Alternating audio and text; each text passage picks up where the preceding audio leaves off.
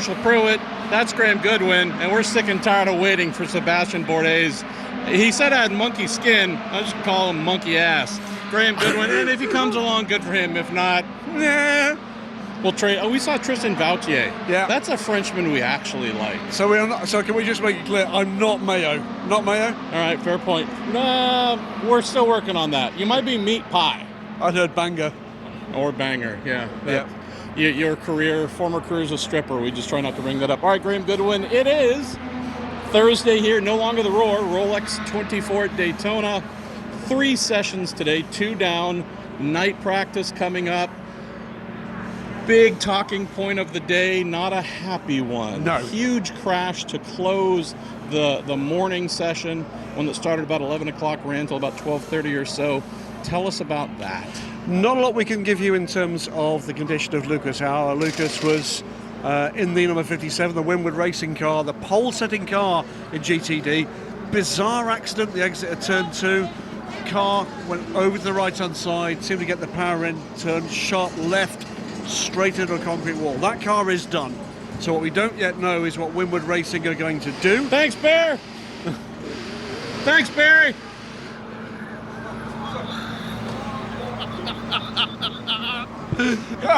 Apologize. Just say it. Apologize. Yeah. Sorry.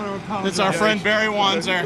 Love him, but you probably won't be the first. It's okay. No respect. That's right. We're accustomed to it. We're talking about something really sad and heavy, so we need a little comedy break. So we're going to go for car is done.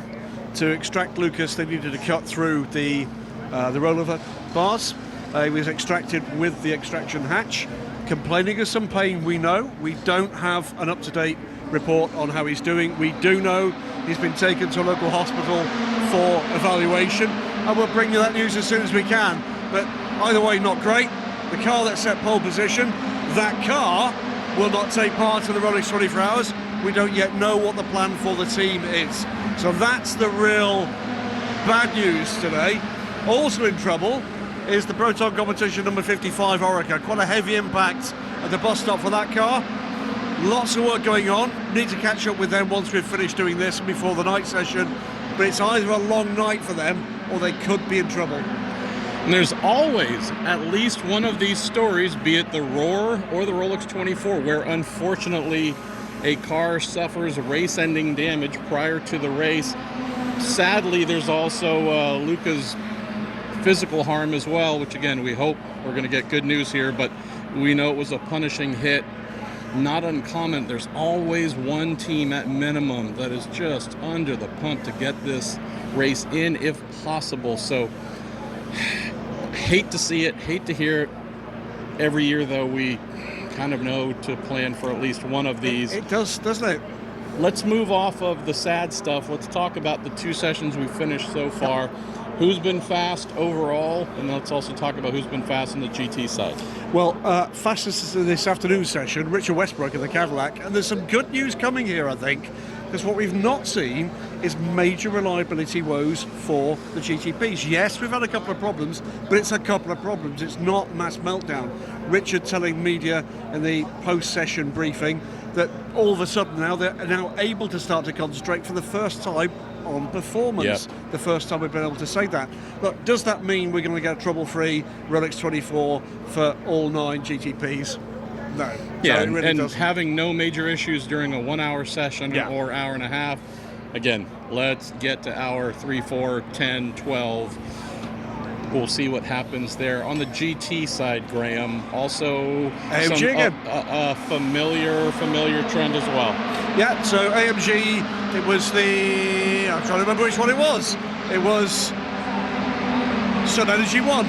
There we go. Sun Energy 1 in the last session, which means, by the way, thank you. we still haven't had a GTD Pro car top any of the sessions so far at the Rolex 24 Hours. So do we now call them GTD Pro? Do we put the bunny ears over them? It's GTD Pro and GTD Unpro, I think was what we decided on. Hashtag Twisk, the weekend sports cars. Or GTD faster than Pro. Indeed. The other controversy that's still around there is no major changes to the balance of performance in GTD. That's put particular frowns, smiles turned upside down, for Porsche. You had heard some rumblings Yeah. of and there are many Porsche teams uniting, possibly force majeure, if they could figure out how to do that in IMSA. I think the reality here is, and having spoken on the record and off the record to a real wide variety of personnel, team management, the pro drivers, both Porsche aligned and not Porsche aligned, and some of the amateur drivers, and they're all telling the same basic tale. It's straight line speed for those Porsches is way, way down. As a couple of examples, one the team showed me, the traces that they've actually got, between the first horseshoe and the kink, which is what? That's not that far. 16 kilometres an hour down on that run, excuse me. Apparently we set up in the highest traffic area in Daytona. And on the backstretch down towards the Le Mans chicane / bus stop, 20 kilometres an hour down on the previous car. So something's gone badly wrong here with the way in which these cars have been set up for this race meeting. And where this is a little bit odd to me, Graham, is let's say we lobby and get a break for the Porsches. They're up to speed in the race, and IMSA determines it's unfair. They can penalize the heck out of them and park them all. So if anyone's trying to game things, look, I told you this guy was getting old and slow. He shows up at the end of the damn end of the day. Is it too late for me to change the party? No, it's Tristan Vautier. Hey, Mayo, easy. Now, is it mayo? Is Butt it pie or- meat pie? He likes banger, I like Banger. which is a little... It's a bit more gangster. Whatever you want, mate. We'll respect your choices. We'll respect your gangster, for sure. How was your day? So far, so good. I mean, obviously, one more session to go, and first time we should be able to put the soft colds.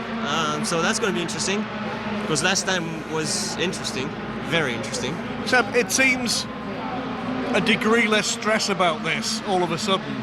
We're talking to Richard straight after that session, who was talking about the fact that Cadillac are now able for the first time to focus on performance rather than just pure reliability. We know that's not gone away, but it does seem to be just a little bit less edgy. Well, I mean, the cars are, coming out of the garage, they're running, we seem to be a bit more in control. And yes, we're doing setup work. I don't know if we're doing performance work, but we're doing setup work. So, we obviously starting the sessions full fuel, and then we're working towards the race. And today's kind of a bit of a cheater day because it's so much colder than it's going to be during the race. So you need to be a little careful, both with balance, downforce, and tire durability. But yeah, today's a good day. I think obviously kind of refine the ride heights, try to get everything in the box that is going to be the way we race. And we at least are pretty happy with our car. There's enough adjustability in it to get it where we kind of need it right now. Is it going to be true on Saturday and Sunday? That's a different question. But I think we have enough tools in the car to actually be able to kind of chase it down. And yeah, it's nice to finally feel like we're kind of in a race mode, not just kind of running laps to try and see what breaks or what fails or whatever. One thing that has been a feature of the day in the two sessions so far is a remarkable number of red flag stoppages, and that must be going in the way of the preparations. Yeah, it's very difficult because obviously you're trying to do slightly longer runs and you can't, which, as you know, the target tire pressures are very high for durability and safety reasons. The minimum tire pressures you have to run on a sustained level is 2.1 bar, which is incredibly high. So it was like that already last year, but obviously that gets in the way of the tire performance and durability over a run. When you start to put so much air in the tire, it's a big balloon and it's not performing as well as it should. If you were, say, running it more like in the 1.8 region, which is usually kind of where we like it. So yeah, it is quite a bit more challenging, but it's the same for everybody. So we kind of have to do the best we can with the conditions we have. But yeah, it's way too many red flags, and honestly, I don't quite get it. It's like everybody's kind of in a quali prep mode, just stuffing it in the bus stop, taking big chances, and it's like, is it really the best time to do that on a Thursday? Right before the race. Westbrook. It's your Westbrook. I think he was really legitimately going to walk straight across. He was just going to do that. He's just we don't care doesn't about care. him either. Well, why don't we close by extending, obviously, all of our genuine prayers and best wishes for the Winter Racing team, knowing they obviously had a really tough day today. Luca Auer, obviously, still in hospital, we believe, so tough day for him. I think he unfortunately probably really hurt his back because he looked in a boatload of pain, and that didn't look pretty at all. You've been there before with big back pain. Yeah, I mean, at that point, unfortunately, you don't want to throw messages, but it smelled, compression fracture all over it. So that's when you hit a wall head on like that. In a GT, you would think that probably better off because you're sitting quite up, but it just takes a little bit of vertical, and then, you get it done. So. You know that from experience, unfortunately. Well, we're going to close on a positive, not a negative. Before you came over here and you made us stand around forever, you diva. 24 minutes. Yes, 24 minutes. You were stuck talking. I'm sorry, my dad is showing up in town and I'm trying to get him in. Whatever. Okay. Excuses. You're over there doing pit stop or driver changes, and who are you talking to? Scott Pruett. So clearly you've chosen the more distinguished Pruett to spend your time with. But I'm proud to say and happy to say, people still like you. There were people asking for your autograph. They weren't process servers trying to sue you. And they were serving him. It was real people. Serving him. That's what it is. He's going to look back at all those souvenirs, not souvenirs. I don't know what I've done to deserve any of those two, but man, I'm out of here.